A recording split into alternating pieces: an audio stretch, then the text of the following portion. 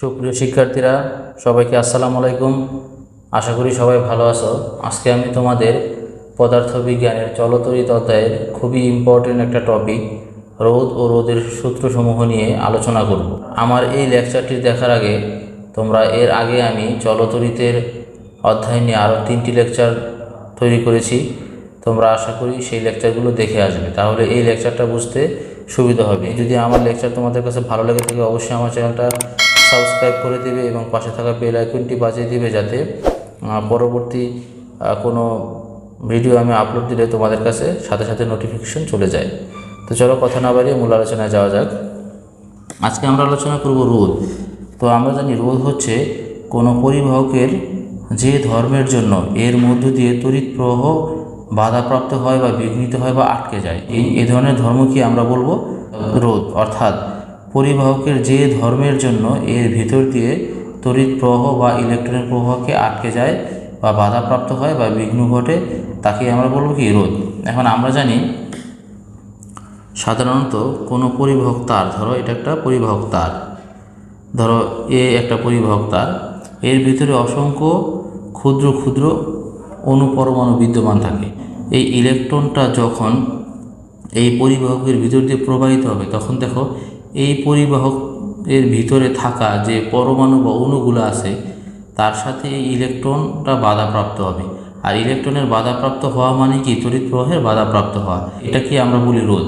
আবার দেখো, যদি তুমি একটা কোষের কথা চিন্তা করো, ধরো একটা কোষ তুমি চিন্তা করতেছো, ধরো একটা কোষ, এটা তড়িৎ উৎস প্লাস মাইনাস, এটাকে কোনো পরিবাহক দ্বারা এখানে একটা লাইট আছে, লাইটটাকে তুমি সংযুক্ত করে দিও, তড়িৎ সমূহ প্লাস থেকে মাইনাসের দিকে ধাবিত হয়। এখন এই যে তুমি এখানে একটি বাল্ব রেখেছো, যখনই তড়িৎটা এই বাল্বটিকে পাস করার চেষ্টা করবে তখন সে কিছুটা বাধাপ্রাপ্ত হবে।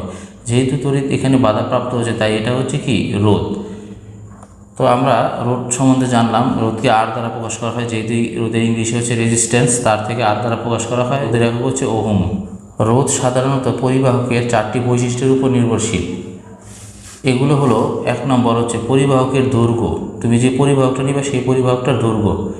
2 নম্বর হচ্ছে পরিবাহকের প্রস্থচ্ছেদের ক্ষেত্রফল, অর্থাৎ তুমি যে পরিবাহকটা নিবা সেই পরিবাহকের প্রস্থচ্ছেদের ক্ষেত্রফলের উপর রোধ নির্ভর করে। আরেকটা হচ্ছে কি পরিবাহকের উপাদান, এবং পরিবাহকের 4 নম্বর হচ্ছে পরিবাহকের তাপমাত্রা। তাহলে আমাদের এই 4টাও বৈশিষ্ট্যের উপর রোধ নির্ভর করে। এখন চলো প্রথমে আমরা এই 3 নম্বর অর্থাৎ পরিবাহকের উপাদান এবং 4 নম্বর অর্থাৎ পরিবাহকের তাপমাত্রা, এই দুটি বিষয় আগে আমরা জানবো। তো প্রথমে আমরা জানবো পরিবাহকের উপাদান। পরিবাহকের উপাদান জিনিসটা কি, দেখো আমি ধরলাম একটা পরিবাহক, এই পরিবাহকটা হচ্ছে লোহার। আরেকটা পরিবাহক আমি এখানে নিলাম, সেটা একই প্রস্থচ্ছেদের ক্ষেত্রফল এবং একই দৈর্ঘ্য, অর্থাৎ তার দৈর্ঘ্য একই এবং প্রস্থচ্ছেদের ক্ষেত্রফল একই। সেই মোটার দুটা তার আমরা নিলাম, একটা হচ্ছে কপারের, একটা হচ্ছে আয়রনের। এখন দেখো, আমরা রসায়ন বিজ্ঞান থেকে কিন্তু পড়েছি, পর্যায় সারণী থেকে আমরা জানতে পারি যত মৌল আছে তাদের প্রত্যেকের পারমাণবিক সংখ্যা কিন্তু ভিন্ন ভিন্ন। যেহেতু মৌলসমূহের পারমাণবিক সংখ্যা ভিন্ন ভিন্ন, তাই অবশ্যই তাদের অভ্যন্তরীণ রাসায়নিক গঠনেরও কি বেশ পরিবর্তন আছে। যেহেতু তাদের অভ্যন্তরীণ রাসায়নিক গঠনের পরিবর্তন আছে, এ কারণে ইলেকট্রন যখন এখানে ফ্লো হবে বা ইলেকট্রন যখন প্রবাহিত হবে, তখন আমরা দেখি যে কপারের মধ্যে দিয়ে ইলেকট্রন যেতে একটু কম বাধা পাচ্ছে, কিন্তু আয়রনের মধ্যে দিয়ে যখন ইলেকট্রন যায় তখন একটু বেশি বাধা পায়। অর্থাৎ আমরা দেখতে পাচ্ছি যে আয়রনের মধ্যে কি ইলেকট্রন যাওয়ার ক্ষেত্রে বা তড়িৎ প্রবাহের ক্ষেত্রে বেশি বাধা হচ্ছে, অর্থাৎ এখানে রোধ বেশি। আর কপারের মধ্য দিয়ে যখন ইলেকট্রন প্রবাহিত হচ্ছে বা তামার তারের মধ্যে দিয়ে যখন ইলেকট্রন প্রবাহিত হচ্ছে তখন কম বাধার সম্মুখীন হচ্ছে, তাই রোধ কি কম। অর্থাৎ আমরা দেখতে পাচ্ছি যে ভিন্ন উপাদান যদি ভিন্ন ভিন্ন হয় তাহলে তাদের কি রোধও কি ভিন্ন ভিন্ন হচ্ছে না। দেখো এখানে লোহার উপাদান, এখানে হচ্ছে কপারের উপাদান, তাই উপাদান ভিন্ন ভিন্ন হচ্ছে, তাই রোধের পরিমাণও কি ভিন্ন ভিন্ন হচ্ছে। এখানে রোধের পরিমাণ বেশি, এখানে রোধের পরিমাণ কম, কারণ কি উপাদান ভিন্ন ভিন্ন। তাই আমরা বলতে পারি 3 নম্বর পয়েন্টে যে পরিবাহকের উপাদান যদি ভিন্ন হয়, অর্থাৎ ভিন্ন কোনো উপাদানের পরিবাহক আমরা নিই, তাহলে আমরা দেখতে পাচ্ছি রোধেরও কি পরিবর্তন হচ্ছে। এবার দেখো তাপমাত্রা, পরিবাহকের তাপমাত্রা। এখন দেখো, আমরা জানি সাধারণত যে তাপমাত্রা যদি বৃদ্ধি করা হয় কোনো কঠিন পদার্থের, তাহলে কি হয়, কঠিন পদার্থের ভিতরের অণুগুলো প্রকম্পিত হয় প্রথমে, এবং তাপমাত্রা আরও বৃদ্ধি করলে কাঁপতে কাঁপতে এক সময় গিয়ে এই পদার্থের ভিতরের যে অণুগুলো আছে এরা ছুটাছুটি করতে শুরু করে। এখন আমরা ধরে নিই এই কপার তারটার কথাই চিন্তা করো, এই কপার তারের মধ্যে দিয়ে ইলেকট্রন প্রবাহিত হচ্ছে। এখন যদি আমরা তাপমাত্রা এখানে বাড়ায় দিই ধরো প্রথমে তাপমাত্রা 20°C ছিল, এখন তাপমাত্রা আরও বাড়ানো হয় অর্থাৎ 60, 70 এভাবে তাপমাত্রা আমরা বাড়াই দিই, তাহলে কী হবে? প্রথমে এর ভিতরকার অণুগুলো তাপ গ্রহণ করে কাঁপতে থাকবে এবং একসময় তারা ছোটাছুটি করবে। ছোটাছুটি যখন করবে তখন যদি ইলেকট্রনের ফ্লো এখানে হয় বা ইলেকট্রন এখান দিয়ে পাস করে এই কপার তারের ভিতর দিয়ে, তখন কি তার অবশ্যই কি বাধা অবশ্যই বেশি হবে না? এটা একটা উদাহরণ দিয়ে তোমাদের আমি বোঝাই। ধরো একটা রাস্তা, এই রাস্তা দিয়ে তুমি যাবা, এটা তুমি যাবা এখান দিয়ে, যদি আমি খুব ভালো চিত্র আঁকতে পারি না। আচ্ছা ধরো এইখানে 4 জন লোক আছে, এই পাশে 4 জন লোক আছে। এখন তুমি এই দিক দিয়ে যাওয়ার জন্য চেষ্টা করবে। তুমি চিন্তা করবে কি এই ফাঁকা জায়গাটির ভিতর দিয়ে তুমি যদি যাও তাহলে খুব অনায়াসে তুমি অপর প্রান্তে চলে যেতে পারবা। কিন্তু যদি এই লোকগুলা এভাবে ছোটাছুটি করে, একজন এদিকে যায়, একজন এদিকে আসে, এই লোক এদিকে আসতেছে, এই লোক এদিকে চলে যাচ্ছে, এভাবে যদি তারা ছোটাছুটি করে তাহলে কি তুমি ইজিলি এখান থেকে এই রাস্তা পার হতে পারবা? অবশ্যই তুমি অনেক বাধার সম্মুখীন হবে, ধাক্কাও খেতে পারো, তাই না? তাহলে খুব সহজে তুমি কিন্তু এখানে যাইতে পারতেছো না। ঠিক তেমনি যখনই তুমি এই পরিবাহকের মধ্যে তাপ প্রয়োগ করবা তখন কি করবে?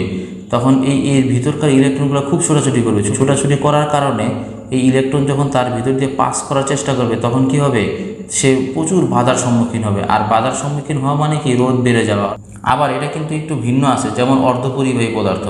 অর্ধপরিবাহী পদার্থ কিন্তু স্বাভাবিক তাপমাত্রায় অপরিবাহীর মতো আচরণ করে, অর্থাৎ এর মধ্যে কোনো ধরনের মুক্ত ইলেকট্রন থাকে না। সিলিকন এই মৌলটা কি করে? এই মৌলটা যখন স্বাভাবিক তাপমাত্রা থাকে তখন সে অপরিবাহীর মতো আচরণ করে, অর্থাৎ অপরিবাহী মানে এর মধ্যে দিয়ে কোনো ধরনের বিদ্যুৎ প্রবাহিত হয় না। কিন্তু যখনই তুমি তাপমাত্রা দিবা তখন এই সিলিকন বা এর ভিতরে তাপের ফলে মুক্ত ইলেকট্রনের সৃষ্টি হবে। এই মুক্ত ইলেকট্রন সৃষ্টি হওয়ার কারণে তখন কি হবে? এর ভিতর দিয়ে বিদ্যুৎ প্রবাহ শুরু হতে থাকবে বা চলতে শুরু করবে। অর্থাৎ অর্ধপরিবাহী ক্ষেত্রে যদি তুমি তাপমাত্রা বাড়ায় দাও তাহলে কি হবে? অর্ধপরিবাহী বা এই অপরিবাহী থেকে পরিবাহীর মতো আচরণ করবে, অর্থাৎ তার ভিতর দিয়ে বিদ্যুৎ প্রবাহ বাড়বে। এখন আমরা কি দেখলাম? আমরা দেখলাম যে যেগুলো পরিবাহী পদার্থ তার ভিতরে যদি আমরা তাপমাত্রা বাড়ায় দিই তাহলে কি হয়? রোদের পরিমাণ অনেক বেড়ে যায়। আবার দেখো, যদি আমরা যেগুলো অর্ধপরিবাহী পদার্থ তার ভিতরে যদি আমরা তাপমাত্রা বাড়ায় দিই তাহলে কি হয়? তাপমাত্রা বাড়ায় দিলে মুক্ত ইলেকট্রনের পরিমাণ খুব বেড়ে যায়। আর মুক্ত ইলেকট্রনের পরিমাণ যদি বেড়ে যায় তাহলে তার মধ্যে দিয়ে তড়িৎ প্রবাহ শুরু হয়, অর্থাৎ যদি তড়িৎ প্রবাহ শুরু হয় তার রোধ কী হয়? কমে যায়। সেক্ষেত্রে অর্ধপরিবাহী পদার্থের ক্ষেত্রে আমরা তাপমাত্রা বাড়ায় দিলে রোদের পরিমাণ কমে যাবে। আচ্ছা, এখন আমরা দেখব যে পরিবাহকের দৈর্ঘ্য। পরিবাহকের দৈর্ঘ্যের সূত্র আমরা দেখব। এটা বোঝার আগে তোমরা একটু মনোযোগ সহকারে খেয়াল করো। ধরো আমি এখানে একটি তার নিলাম, এটা কপারের তার। ঠিক একটু বড় দৈর্ঘ্যের আরেকটা তার নিলাম, এটার প্রস্থচ্ছেদের ক্ষেত্রফল একই, অর্থাৎ এখানে যে দৈর্ঘ্য প্রস্থচ্ছেদের ক্ষেত্রফল আছে এখানেও ঠিক একই প্রস্থচ্ছেদের ক্ষেত্রফল আছে। মনে করো শুধু এটার দৈর্ঘ্য বেশি, এটার দৈর্ঘ্য কম, এবং এটার তাপমাত্রা আছে নির্দিষ্ট। ধরো 20°C তাপমাত্রা এখানে আছে এবং এটার দৈর্ঘ্য হচ্ছে কম আর এটার দৈর্ঘ্য হচ্ছে বেশি, এবং প্রস্থচ্ছেদের ক্ষেত্রফল এটারও যা এটারও তা। অর্থাৎ এই প্রস্থচ্ছেদের ক্ষেত্রফল স্থির, উপাদানও স্থির, অর্থাৎ এটাও কপারের পরিবাহক, এটাও কপারের পরিবাহক, অর্থাৎ উপাদানও স্থির এবং পরিবাহকের তাপমাত্রাও স্থির। অর্থাৎ এইখানে এই দুটারই কি 20°C তাপমাত্রা রাখা আছে। এখন তোমরা বলো তো দেখি, কোন পরিবাহকের মধ্যে দিয়ে ইলেকট্রন খুব তাড়াতাড়ি প্রবাহিত হতে পারবে, অর্থাৎ বিদ্যুৎ তাড়াতাড়ি প্রবাহিত হতে পারে? অবশ্যই তোমাদের অ্যান্সার আসবে কোনটা? এইটার মধ্যে দিয়ে কি খুব তাড়াতাড়ি ইলেকট্রন প্রবাহিত হতে পারবে। কারণ কি? এর ভিতরে দেখো অসংখ্য পরমাণু বা অণু বিদ্যমান, এর ভিতরে অসংখ্য পরমাণু বা অণু বিদ্যমান। যখনই ইলেকট্রন এখান দিয়ে পাস হতে চেষ্টা করবে, দুইটার মধ্যে দিয়ে ইলেকট্রন পাস হতে চেষ্টা করবে, তখন দেখো এখানে কিন্তু অণুর সংখ্যা কম, যার জন্য সে খুব দ্রুত এখানে পাস হয়ে এখান দিয়ে বেরিয়ে যেতে পারবে। কিন্তু যখন তুমি এটার কথা চিন্তা করবা তখন কি ইলেকট্রন যখন পাস হবে তখন এটার কিন্তু দৈর্ঘ্য বড়।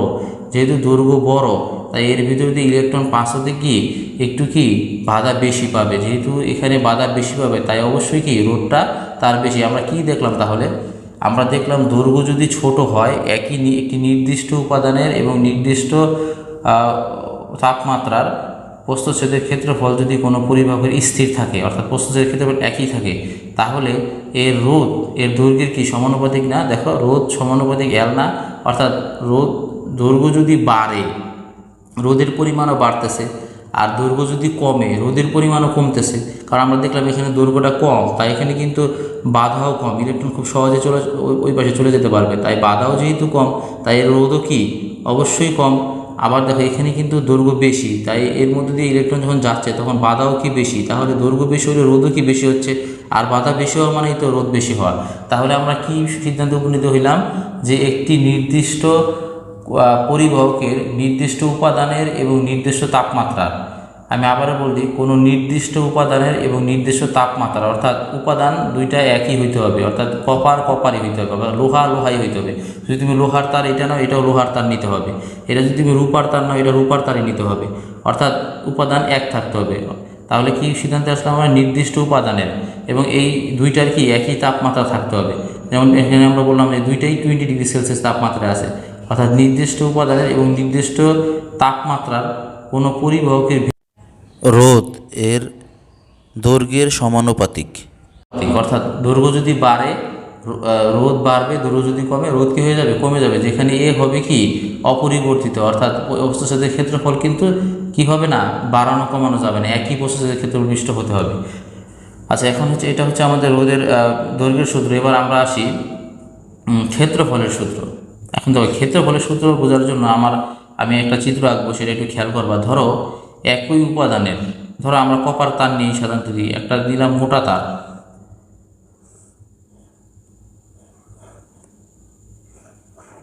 এটা তার, এটা মোটা তার নিলাম, আর এখানে নিলাম একই দৈর্ঘ্যের একটা নিলাম চিকন তার। দেখো এখানে দৈর্ঘ্য আমরা সেম রাখলাম, এটার যে দৈর্ঘ্য এই তারের যে দৈর্ঘ্য, এই তারের দৈর্ঘ্য একই এবং প্রস্থচ্ছেদের ক্ষেত্রফল ভিন্ন, এটার বেশি প্রস্থচ্ছেদের ক্ষেত্রফল, এটা কম প্রস্থচ্ছেদের ক্ষেত্রফল, অর্থাৎ এটা মোটা তার, এটা চিকন তার।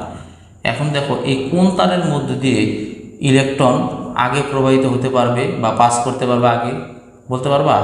অবশ্যই তোমরা অনায়াসে বলবা এই তারের মধ্যে দিয়ে গিয়ে ইলেকট্রন আগে প্রবাহিত হতে পারবে। এর কারণ কি?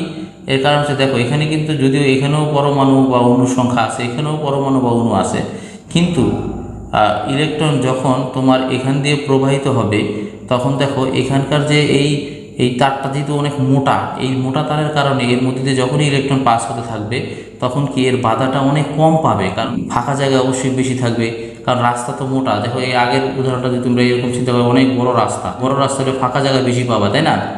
ঠিক তেমনি যেহেতু এই তারটা অনেক মোটা, যেহেতু প্রস্থচ্ছেদের ক্ষেত্রফলটা এটার বেশি, তাহলে কি হবে, এটার ভিতরে কি ফাঁকা জায়গা একটু বেশি পাবে, বেশি থাকবে, অর্থাৎ ইলেকট্রন কি করবে, তাদের যে সকল ফাঁকা জায়গাগুলো আছে এই ফাঁকা জায়গার ভিতর দিয়ে ছোটাছুটি করে অবশ্যই খুব তাড়াতাড়ি এখান দিয়ে বেরিয়ে যেতে পারবে।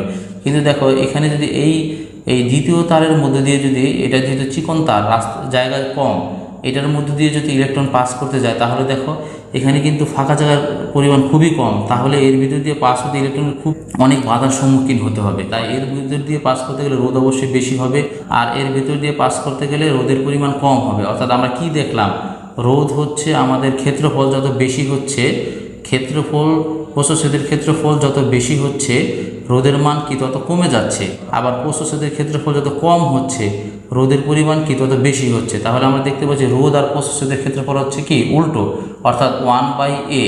তার মানে কি, যদি প্রস্থচ্ছেদের ক্ষেত্রফল বেড়ে যায়, প্রস্থচ্ছেদের ক্ষেত্রফল বেড়ে গেছে, তাহলে রোধের পরিমাণ কি কমে যাবে, কারণ ইলেকট্রন তাড়াতাড়ি পাস করতে পারবে, অর্থাৎ তড়িৎ প্রবাহ তাড়াতাড়ি হবে, এখানে বাধা কম পাবে।